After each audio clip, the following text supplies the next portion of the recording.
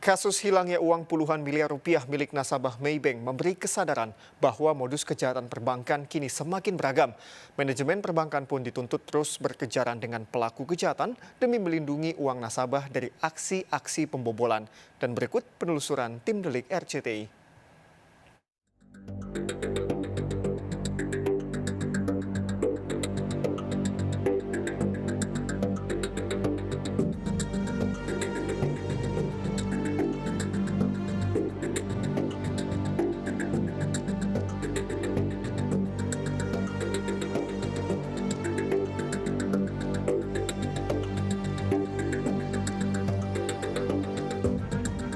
Modus kejahatan perbankan kini semakin beragam.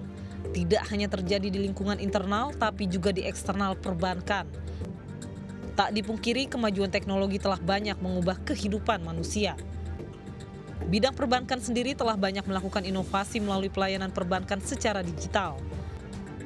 Hal ini memungkinkan interaksi nasabah dan layanan perbankan dapat dilakukan kapanpun dan dimanapun. Sayangnya hal ini banyak disalahgunakan oleh pelaku kejahatan untuk melakukan modus kejahatan perbankan dengan tujuan mengambil saldo rekening nasabah. Ke depan yang akan banyak terjadi, ke depan sih sekarang juga mungkin udah mulai ya, adalah kejahatan terhadap akun yang sifatnya digital. Atau kan karena transaksinya semakin banyak ke arah transaksi mobile tadi saya bilang. Saat ini jenis kejahatan perbankan berbasis teknologi semakin berkembang. Pihak manajemen perbankan pun seolah berkejaran dengan pelaku kejahatan perbankan untuk mencari solusi dari modus-modus yang digunakan para pelaku. Adapun jenis-jenis kejahatan perbankan berbasis digital yang perlu diwaspadai nasabah antara lain skimming, phishing, dan one-time password atau OTP.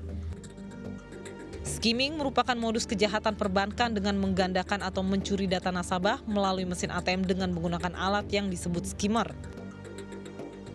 Meski demikian, kejahatan dengan modus skimming masih cukup marak dilakukan. Sedangkan phishing merupakan modus menggandakan data nasabah melalui layanan internet banking. Biasanya pelaku akan mengirim email kepada nasabah untuk masuk ke dalam layanan internet banking. Selanjutnya, one-time password atau OTP adalah modus penyedotan dana nasabah lewat sejumlah situs jual beli atau e-commerce. Kasus kejahatan perbankan berbasis digital pernah dialami wartawan senior Ilham Bintang. Rekeningnya dibobol 8 orang pelaku hingga mengalami kerugian mencapai 385 juta rupiah. Modus yang dilakukan para pelaku antara lain dengan menduplikasi kartu SIM melalui register Ilham Bintang. Adapun data pribadi Ilham Bintang diperoleh tersangka dengan mengakses melalui sistem layanan informasi keuangan milik Otoritas Jasa Keuangan atau OJK. Meski para pelaku telah divonis bersalah oleh pihak pengadilan, namun Ilham Bintang tetap melakukan gugatan perdata ganti rugi kepada pihak PT Indosat Ooredoo dan Commonwealth Bank sebesar 100 miliar rupiah. Sebelum gugatan dilayangkan, kedua tergugat baik operator Indosat Ooredoo maupun Commonwealth Bank sempat menawarkan pengembalian kerugian. Namun belakangan pihak Ilham Bintang tetap bertekad mengajukan gugatan perdata. Soal tawaran penggantian memang ada dari kedua belah pihak, dari dua pihak. Yang pertama sekali yang mengusulkan itu dari Kombank sendiri, tetapi tidak formal ya. Jadi itu hanya percakapan dengan salah seorang direkturnya yang mengatakan akan mengganti dan dia usahakan sebelum saya balik ke Jakarta karena mengingat uang itu memang kebutuhan buat biaya sekolah anak saya di luar negeri. Ketua Dewan Kehormatan PWI Pusat ini menilai pihak operator seluler maupun pihak bank terkait tetap harus bertanggung jawab agar kejadian seperti ini tidak berulang. Saya sudah bertekad untuk memperkarakan karena ini menyangkut bukan urusan saya aja, bukan saya aja ya sebenarnya yang jadi korban dalam kejahatan jaringan telekomunikasi seluler ini.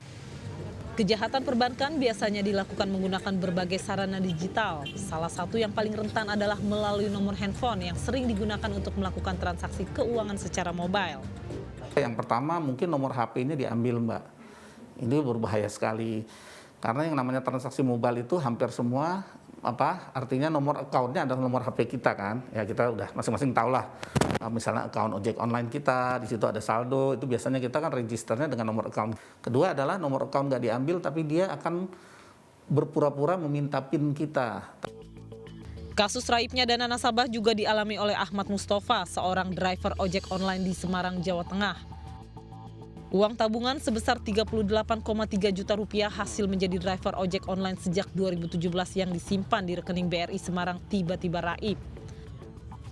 Menurut bapak dua anak ini, dirinya pertama kali menyadari dananya raib saat melakukan penarikan uang di mesin ATM pada 9 September 2020. Pertama kan saya itu dapat transferan dari rekan teman kerja gitu ya Pak, untuk ngurusin surat. Itu dikasih 500 sama 350 lah. Saya pas ngecek di ATM itu ternyata ATM saya disabel Pak. Habis itu saya urus ke bank, lah itu ternyata itu tadi uang saya habis, tinggal sisa yang ditransfer teman tadi. Usai menyadari tabungannya terkuras, Ahmad pun langsung melaporkan kejadian tersebut ke pihak BRI Semarang. Dalam catatan transaksi yang dilakukan pihak bank, tercatat telah terjadi sejumlah transaksi fiktif melalui rekeningnya. Pihak BRI pun meminta waktu sekitar 25 hari untuk melakukan proses pengembalian dana tersebut. Ngambil, terus saya diperinkan rekening korannya itu Pak.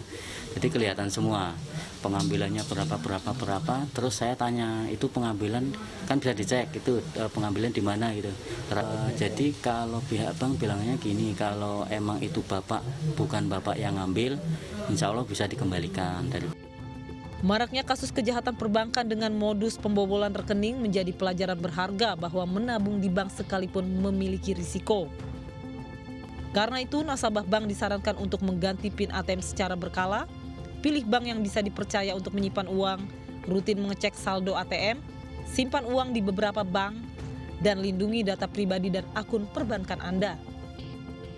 Kasus Maybank seolah membuka fakta masih lemahnya fungsi pengawasan perbankan terhadap kinerja internalnya sendiri, di mana masih terdapat celah yang bisa dimanfaatkan oleh oknum internal untuk melakukan pelanggaran. Apakah ini memang ada kesengajaan atau kelalaian dari nasabah, atau ini murni adalah tindak pidana dari si oknum pegawai bank. Kalau itu yang terjadi, maka bank yang harus bertanggung jawab, karena berarti sistem monitoring dia, sistem rekrutmen dia itu bermasalah.